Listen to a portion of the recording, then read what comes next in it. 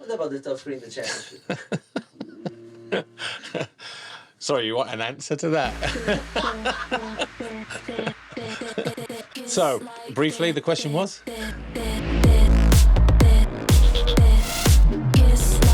Hello everybody, welcome back to the Talkessel Circuit, Teutschenthal, round 8 of the FIM Motocross World Championship with me, Paul Malin. It's the Liqui Moly MXGP of Germany. We're in the east of the country, about 180k from Berlin.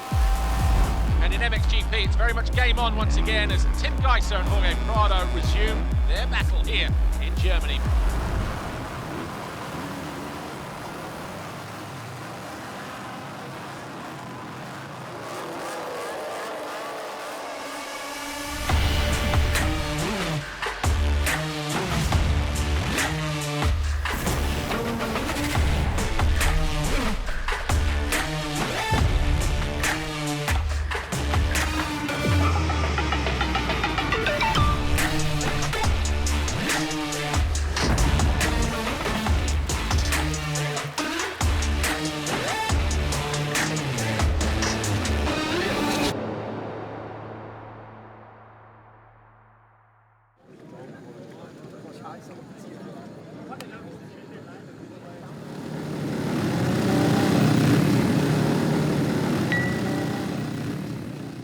I honestly believe this year we started off a bit slower than last year, and I truly believe that Jorge is better than he was in 2023. I had multiple podiums, I think, in the last 4 rounds. I had all podiums, I think. Maybe just Portugal I didn't, but I mean, I'm close, but I'm not right now on the level of Jorge yet, and I also can be honest and say the truth. It's like this.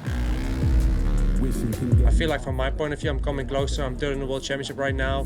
I had some bad luck with a DNF in Portugal, but missed out on 22 or potentially maybe even 25 points. But it is what it is, and right now I feel like I'm in a better place every single weekend, and I think the win is not that far away. It's not there yet, but at least we're coming closer than what we were in the first few rounds. I got people knocking, never stop to bother cause my people popping. This is not religious, when I pray I feel the repercussions. Desperation separates my name from those we see too often. Left the lane they dealt me from the start, the street was not my option.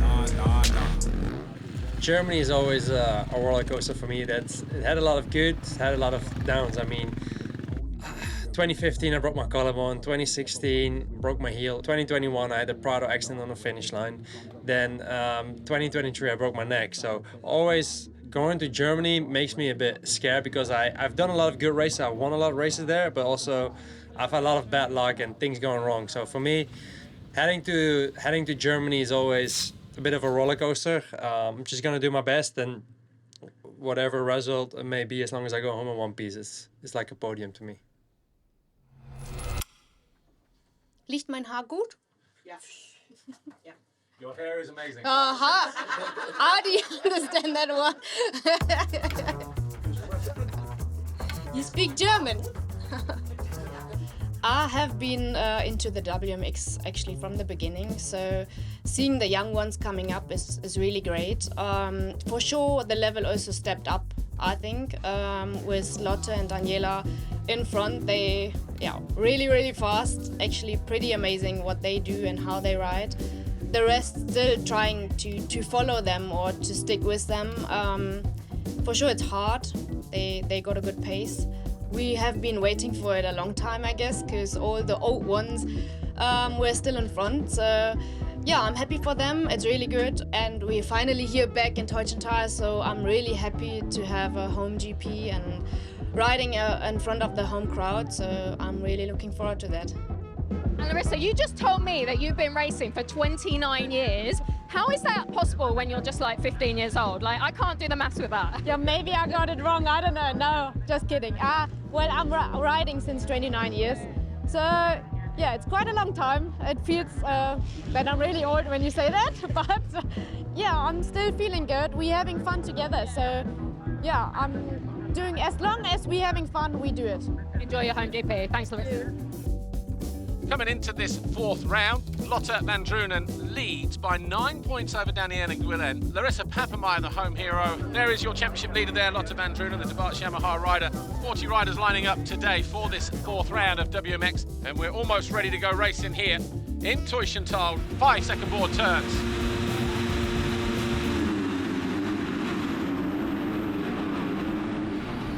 Papenmeier.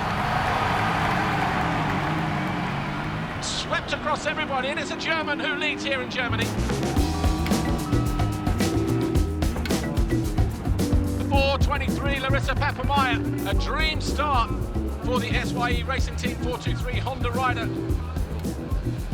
Larissa's been riding motocross for over 20 years. She's the woman in the class that's had the longest career in the championship at a competitive level.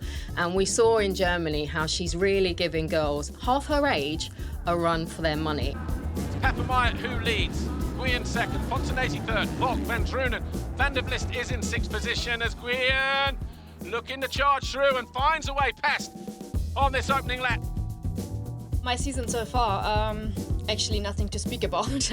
It wasn't that great. It didn't start as planned. Well, I don't even know what place I am in the championship. 7, 8, I'm not sure. 7?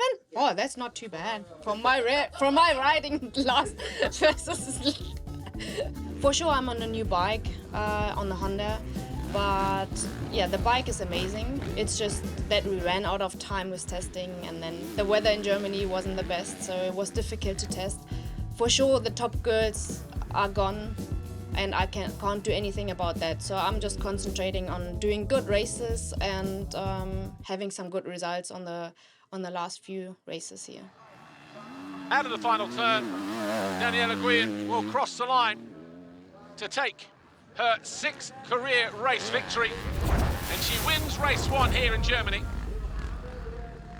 When I won here in 2007, when I got the pink plate, I didn't realize that one because I was just going out to have some fun, and I didn't really think about anything. I mean, I was 17 years old. In race 1, she got a good start. She was under pressure the whole race from Daniela and Lotta, and we saw that it took Lotta 15 minutes to pass Larissa. So that says a lot about Larissa's character. It shows her determination, her tenacity. It also shows the experience she's gained over the years. And I think for her, that gave her so much confidence going into the second race. Let me see what happened in race 2. Totally different conditions. Again, she took another start, very consistent, dealt with the pressure. It rained before race 2, didn't it? Yeah. Race 1 was won by Daniela Guyen, Chiara Fontanesi second, championship leader Lotta Van Drunen was third, edging out the home favourite Larissa Papenmeier and Holland's Lynn Volk. You see that cloud in the background? That's the weather system that's moving around this Talkessel circuit here in Teutschenthal, and we just had a downpour around about 6 o'clock this morning, and literally 10 minutes before they started their warm-up session, we had another downpour. Totally different conditions for the women. We had hard rain before the first race of the day, and Larissa, she adapted to those conditions perfectly. Heads down, revs up, and Van Drunen spinning up massively on the mesh, and it's Volk who leads away from Papenmeier.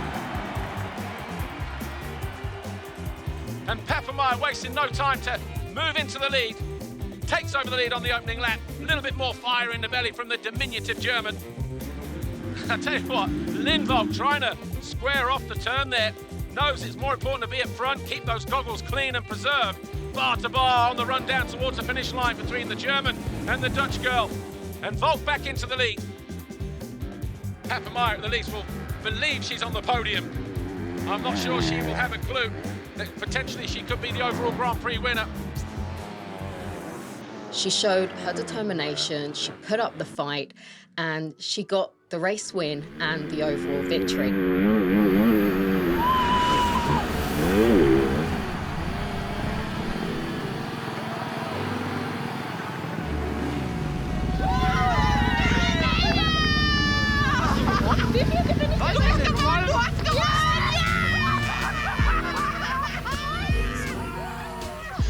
It was one of those dream weekends. It was a fairy tale weekend for her, and it was a moment where all the hard work for her paid off.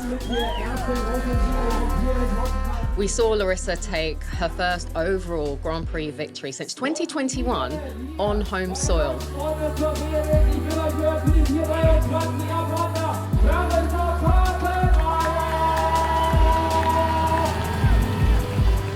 What a victory, what a time to pull the rabbit out of the hat. The Talkessel erupts with euphoria here. Larissa, Papenmeier, another one for the trophy cabinet, another one that will take pride and place at home, I'm sure.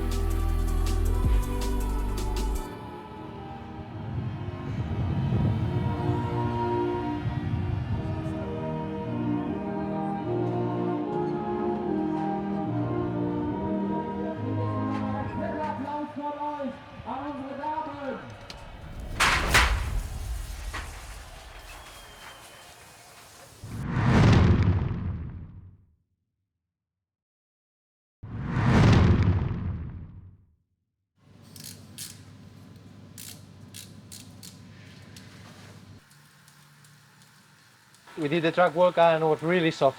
Yeah. Yeah, it looks sick actually. Sick Will layout. be, track is sick, but it will be really rutty. Be wet. Really rutty. Be deep. Yeah, and tomorrow full rain, so big ruts. Yeah, because Yeah. from what we see, they rip. Yeah, they ripped earlier in the week, I think. Early in the week, yeah. Yeah, I think the ruts will stop. They won't hit a hard base. We'll just keep going down and down. Yeah, will be beautiful. But cool. Technical.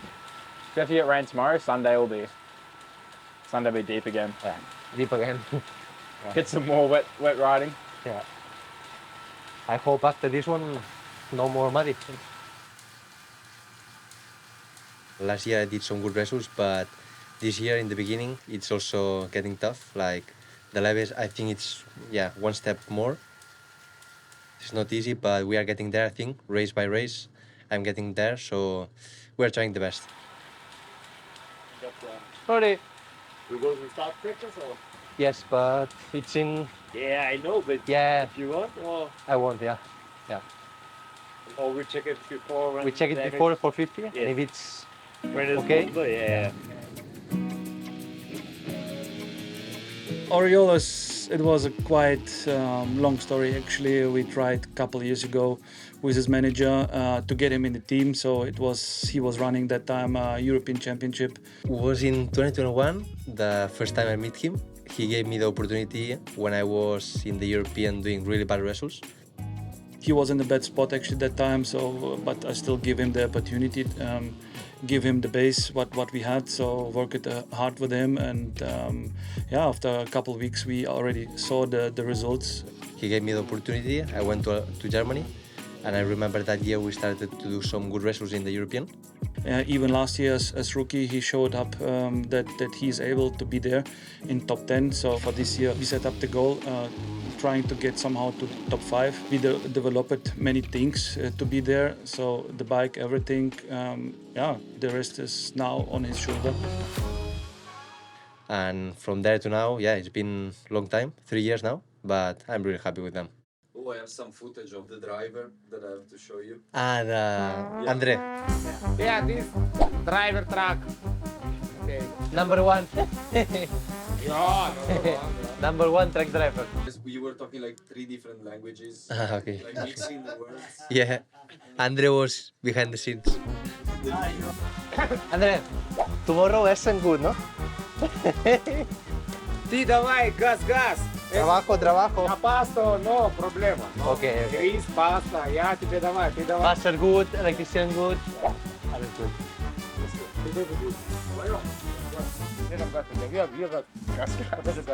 Где газ? Газ. Gas, eh? Let's go. Yeah. Gas.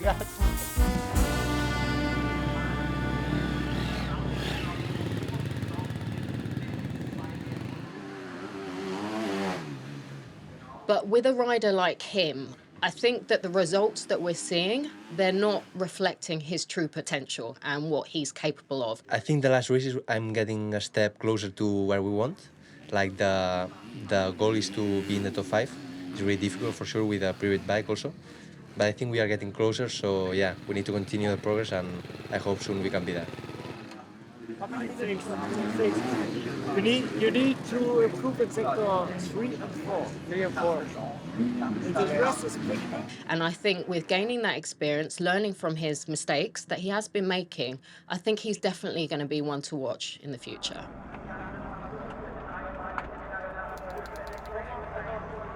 Hey, Moly, normal.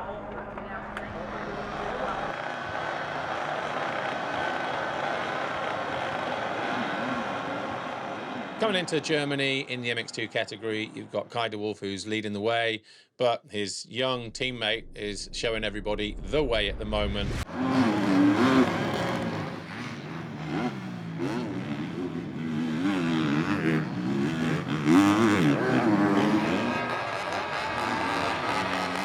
And then you've got Simon Langenfelder, who, after France, is still second in the championship. Kai's just sneaking away from him, and at the same time, Kühnen is closing him down.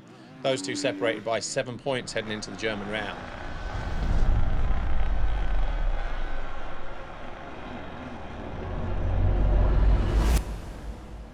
From Langenfelder's point of view, home Grand Prix, hasn't been on the podium for a while because obviously he's been dealing with that collarbone injury since Portugal. How much would it mean to him if he can get on the podium? And so will the fans, because there's always a great fan base in Germany.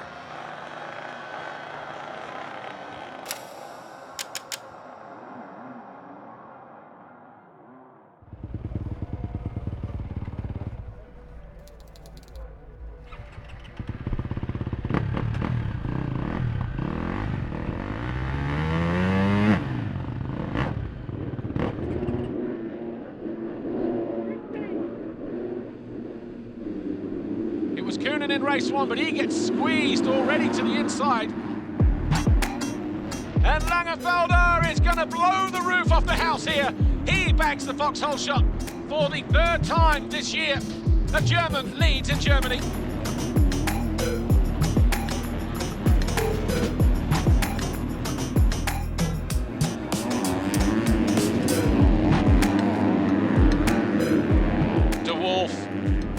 Trying to find new lines, and he does. He gets around the outside. He sussed that out a treat. Wide, cut back to the inside. He closes down the door at the top of the hill as well. Langenfelder now second. De Wolf, your new leader, getting ready to go around the outside here. And Lucas Kühnen does get the better of the German. Kühnen now to second. Right, De Wolf has fallen. Kühnen is your new leader. Langenfelder second. De Wolf third. Oriol Oliver, I think that he's a rider that's perhaps had quite a hard time with it lately. He's been plagued with a few crashes, a few mistakes, and in both races he gets bad starts. Yeah, I did really bad starts.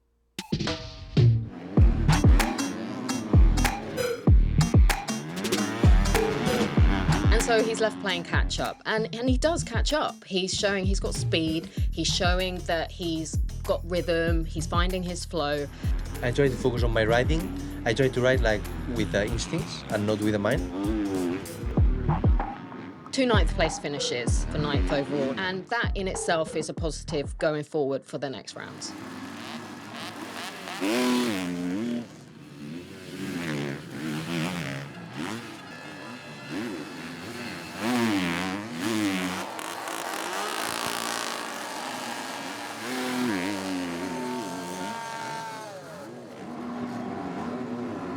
And De Wolf goes outside again.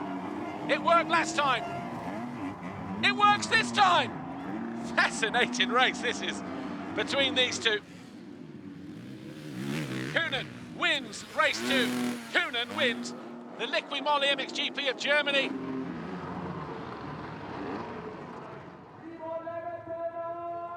Simon Langenfelder did manage to finish on the podium. 2 third-place finishes, absolutely over the moon for him.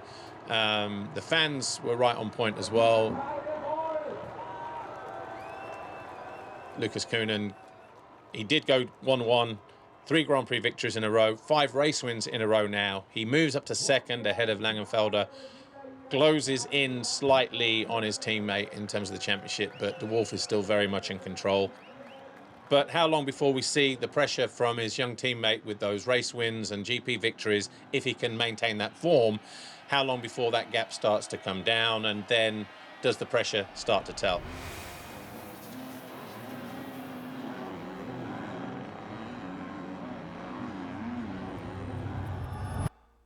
Basically, every time that we came to film you, you were cleaning your clothes.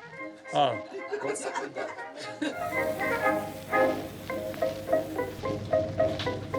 Okay. I tell you why I was cleaning my clothes. The reason was because it was muddy, and the second reason because I had to test on Tuesday, Wednesday. So if I wanted to leave my muddy wash in the bag from Saturday midday till Wednesday night or Thursday morning, I think, yeah, I don't know, it would be green and probably the shirt would walk out of the bag itself, you know? Yeah, not so good yet. That's already Friday, only a start straight. So I had to clean it, so at least, yeah, it wouldn't be that bad if I would leave it 5 days in a stinky bag.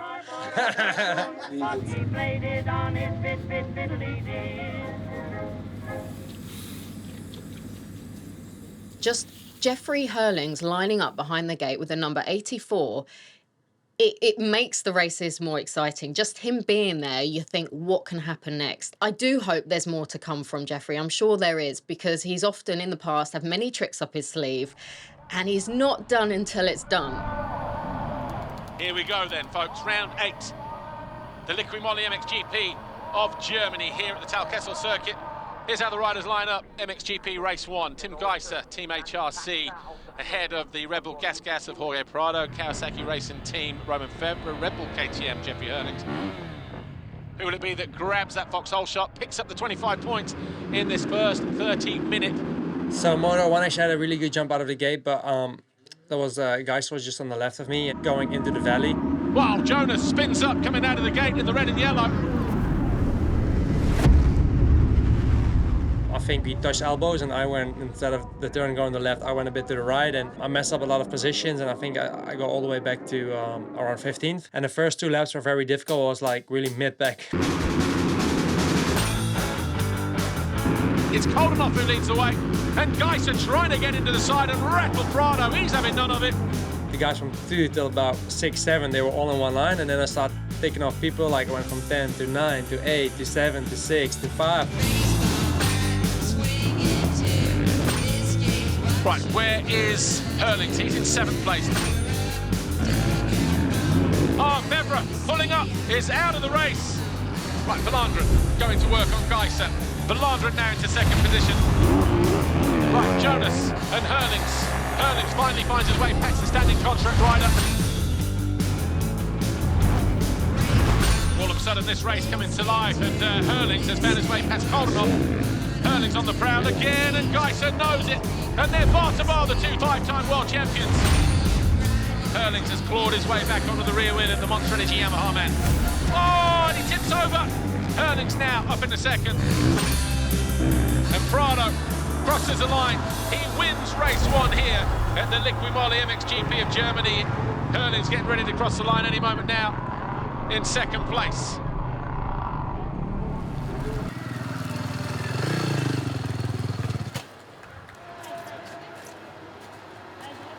Nice riding, dude. Yeah, riding was good. Last 10 minutes. Yep. Must see a different guy up there. But up there, up, down, that you've been way faster. And for riding, the bike was better yesterday. One time, I had only one sketchy moment. Was next to pit lane when I passed Geisser. Okay. I don't know if you saw him, then he passed me straight back. He went out of the line and then... So I've seen you be creative. Yeah. Not use that. Because I had to pass all the fast guys. I passed Siwa, I passed Febvre, I passed Jonas, Verlanderen, everyone. Yeah. There was one point in the race where the switch turned on and you're like, okay, yeah, let's go.